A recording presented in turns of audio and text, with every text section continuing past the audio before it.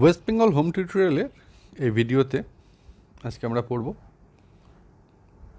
Class 9-এর Lesson-8 his first flight by Liam O'Flaherty. এই ও ফ্লেহার্টি ছিলেন একজন আইরিশ উপন্যাসিক, ছোট গল্প লেখক। আইরিশ অর্থাৎ আয়ারল্যান্ডের অধিবাসী ছিলেন তিনি। এই গল্পটি একটি ছোট গল্প ওনার রচিত। এই গল্পের মূল বক্তব্য হচ্ছে যে একটি ছোট্ট সিগল পাখি সে কিভাবে উঠতে হবে তার অভিজ্ঞতা কিভাবে হলো। মানে তাৎপর্যপূর্ণ হচ্ছে এটাই যে কিছু অর্জন করার আগে ভয়কে জয় করতে হবে। সেই ভয়কে জয় করার গল্প এই his first flight. The young seagull was alone on his ledge. ছোট্ট সিগল তার উঁচু পাহাড়ের পাথরের খাঁজে একা ছিল। His two brothers and sister had already flown away the day before. তার দুই ভাই এবং এক বোন আগের দিনই উড়ে গিয়েছিল, মানে উঠতে শিখে গিয়েছিল। He had been afraid to fly with them. ছোট্ট সিগল পাখিটি তাদের সঙ্গে, তার দুই ভাই আর বোনের সঙ্গে উঠতে ভয় পেয়েছিল। When he had run forward to the brink of the ledge, he became afraid. সে যখনই ওই উঁচু পাহাড়ের পাথরের খাঁজের কিনারায়, ব্রিঙ্ক মানে কিনারায় দৌড়ে এগিয়ে যাচ্ছিল, তখনই সে ভয় পেয়ে যাচ্ছিল। The great expanse of the sea stretched beneath and it was miles down. সমুদ্রের বিশাল প্রশস্ততা নিচে প্রসারিত ছিল এবং এটি কয়েক মাইল নিচে ছিল। He felt certain that his wings would never support him. সে নিশ্চিত অনুভব করছিল, সার্টেন নিশ্চিত, যে তার ডানাগুলি তাকে সাপোর্ট করবে না, সহায়তা করবে না, মানে ওড়ার জন্য। So he bent his head, সে তার মাথা নিচু করেছিল, and ran away back to the hole, এবং আবার পালিয়ে গেছিল সেই গর্তের মধ্যে, where he slept at night, যেখানে সে রাতে ঘুমিয়েছিল। His father and mother had come around calling to him shrilly. তার বাবা এবং মা তার চারিদিকে এসে তীক্ষ্ণ স্বরে ডাকছিল। শ্রিলি, তীক্ষ্ণ স্বরে ডাকা। But for the life of him he could not move. কিন্তু তার নিজের প্রাণের জন্য সে নড়াচড়া করতে পারছিল না। That was 24 hours ago. এই ঘটনাটা যেটা এতক্ষণ বলা হলো সেটা হচ্ছে 24 ঘন্টা আগের কথা। Since then nobody had come near him. তারপর থেকে কেউ তার কাছে আসেনি। কেউ বলতে তার বাবা মা, দুই ভাই আর বোন, কেউ তার কাছে আসেনি। The day before he had watched his parents flying about with his brothers and sister. আগের দিন সে তার বাবা মাকে উড়ে ঘুরে বেড়াতে দেখছিল, কার সঙ্গে? তার ভাইদের সঙ্গে আর বোনকে নিয়ে। They were teaching them the art of flight and how to dive for fish. Dive মানে ঝাঁপ দেওয়া। তার বাবা মা কী করছিল? তার ভাইদের আর বোনকে শেখাচ্ছিল আর্ট অফ ফ্লাইট, ওড়ার শিল্প, এবং কিভাবে ঝাঁপ দিতে হয় ফর ফিশ, মাছের জন্য, মানে মাছ ধরার জন্য কিভাবে ডাইভ দিয়ে মাছ ধরতে হয় সেটা শেখাচ্ছিল। উঠতে উঠতে সমুদ্রের মধ্যে ঝাঁপ দিয়ে মাছ ধরা। He had seen his elder brother catch his first herring while his parents circled around proudly. সে দেখতে পেয়েছিল তার বড় ভাই ধরেছিল একটি herring much.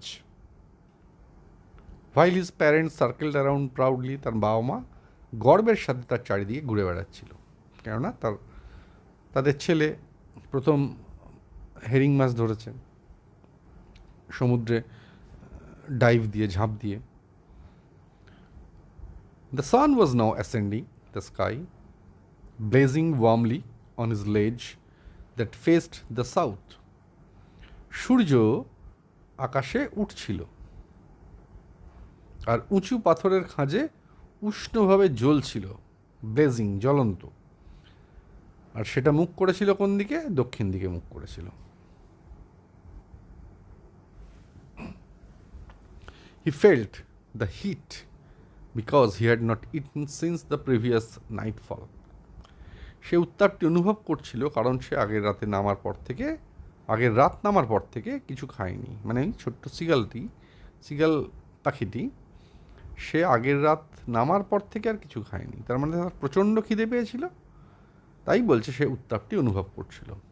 Now there was not a single scrap of food left in the straw nest. বলছে এখন একটিও খাবারের টুকরো তার জন্য পড়ে নেই। কোথায়? সেই তার বাসাতে, মানে ছোট্ট সেই গর্তে যেখানে সে ছিল, রাত কাটিয়েছিল, পাহাড়ের ওপর পাথরের খাঁজে। সেখানে আর এক টুকরো খাবার নেই, অথচ তার খুব খিদে পেয়েছে, কেননা আগের রাতে লাস্ট খাবার খেয়েছে। His little grey body trotted back and forth on the ledge. তার ছোট ধূসর দেহটি ধীর গতিতে খাঁজের উপরে বারবার সামনে পিছনে করছিল।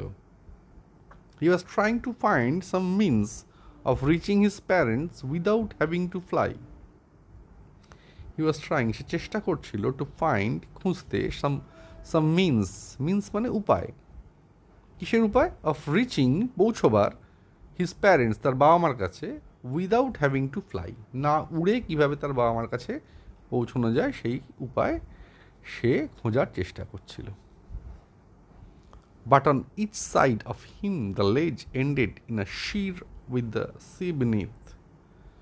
বলছে কিন্তু দুপাশেই, সে এখানে ছিল, তার দুপাশেই যে খাঁজটি ছিল সেটা খাড়াভাবে পুরো একদম সমুদ্রের নিচ পর্যন্ত নেমে গেছে। মানে তাকে যেতে হলে ওই পর্যন্ত তাকে উড়তেই হবে, সে হেঁটে যেতে পারবে না।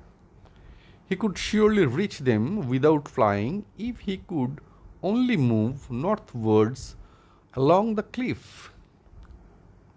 বলছে সে না উড়েই তাদের কাছে পৌঁছতে পারত। কিভাবে? যদি সে কেবল উত্তর দিকে খাড়া উঁচু পাহাড় বরাবর সরে যেতে পারত, কিন্তু সে তো হবার নয়, কেননা পাহাড়টি খাড়া, সে সরতে গেলেই পড়ে যাবে। But then on what could he walk?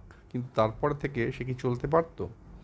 There was no ledge and he was not a fly. বলছে পারতো না, কারণ সেখানে কোনো খাঁজ ছিল না এবং সে উড়ে যেতে পারতো না, মানে সে উড়তে ভয় পাচ্ছে তো। He stepped slowly out to the brink of the ledge. Say stepped out মানে আস্তে আস্তে পা বাড়ালো, স্লোলি, ধীরে ধীরে, টু দ্য ব্রিঙ্ক, কিনারে, অফ দ্য লেজ, সেই পাথরের খাঁজের কিনারে পর্যন্ত, ধার পর্যন্ত সে আস্তে আস্তে পা বাড়িয়ে এলো। He stood on one leg with the other leg hidden under his wing. সে এক পায়ে দাঁড়িয়েছিল, অন্য পা তার ডানার নিচে ঢেকে। ক্লোজিং ওয়ান আই, একটা চোখ বন্ধ করে। অ্যান্ড দেন দ্য আদার, তারপর আবার অন্য চোখটাও বন্ধ করলো। হি প্রিটেন্ডেড, সে ভান করছিল, টু বি ফলিং অ্যাসলিপ, ঘুমিয়ে পড়ার একটা ভান করছিল, যাতে তার বাবা মা দেখে ছুটে আসে তার দিকে। Still his parents took no notice of him. তখনও পর্যন্ত তার বাবা মা তার ওপর কোনো নজর দেয়নি। He saw his two brothers and sister lying on the plateau. সে দেখতে পেয়েছিল তার দুই ভাই আর বোন লাইং, শুয়ে আছে, অন দ্য প্লেটু, মালভূমির ওপর। They were dozing with their heads sunk into their wings. Dozing মানে ঝিমোচ্ছে। With their head sunk into their wings, তাদের মাথাটা ডানাগুলোর মধ্যে ডুবিয়ে রেখে তারা ঝিমোচ্ছে। His father was preening his feathers on his white back. তার বাবা কী করছে? প্রিনিং, গুছিয়ে রাখছে, হিজ ফেদার্স, তার পালকগুলো গুছিয়ে সাজিয়ে রাখছিল তার সাদা পিঠের যে পালকগুলো ছিল সেগুলো। Only his mother was looking at him, শুধুমাত্র তার মা তার দিকে তাকিয়েছিল। She was standing on a little high hump on the plateau, eating a piece of fish. তার মা কোথায় দাঁড়িয়েছিল?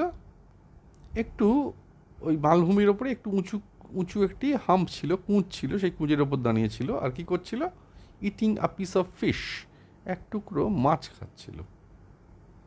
The sight of the food maddened him, মানে ওই যে খাবারের দৃশ্য মাকে খেতে দেখছিল সেটা তাকে পাগল করে তুলেছিল। কেন? রাত পড়ার পর থেকে তো সে কিছু খায়নি, প্রচণ্ড খিদে পেয়েছে, তার মধ্যে দেখছে দূরে দাঁড়িয়ে মা, মানে ছোট্ট সিগালের মা একটা মাছ খাচ্ছে, ব্যাস সে প্রায় পাগলের মতো হয়ে গেল। গা গা গা হি ক্রাইড, সে কাঁদতে লাগলো। Begging her to bring him some food, তাকে প্রার্থনা করলো যেন তার মা তাকে কিছু খাবার এনে দেয়। গাউলা, শি স্ক্রিমড ব্যাক, তার মা প্রত্যুত্তরে এই গাউল আহ বলল, অর্থাৎ এই চিৎকারটা ওই খাবার এনে দেওয়ার প্রত্যুত্তরে এটা করলো। আমাদের পার্ট 1টা এই পর্যন্তই, পার্ট 2টা খুব শিগগিরই আসছে। তোমাদের ভালো লাগলে তোমরা লাইক করো, কমেন্ট করো, কেমন লাগছে বলো, জানিও, আর শেয়ার করো বেশি বেশি করে, কেননা অনেক তোমাদের মতো স্টুডেন্টরা এই ভিডিও দেখে যাতে উপকৃত হতে পারে। আর বেল আইকনটা প্রেস করে তোমরা সাবস্ক্রাইব করো, যেন এরকম সুন্দর সুন্দর নতুন নতুন ভিডিও তোমরা এলেই দেখতে পারো।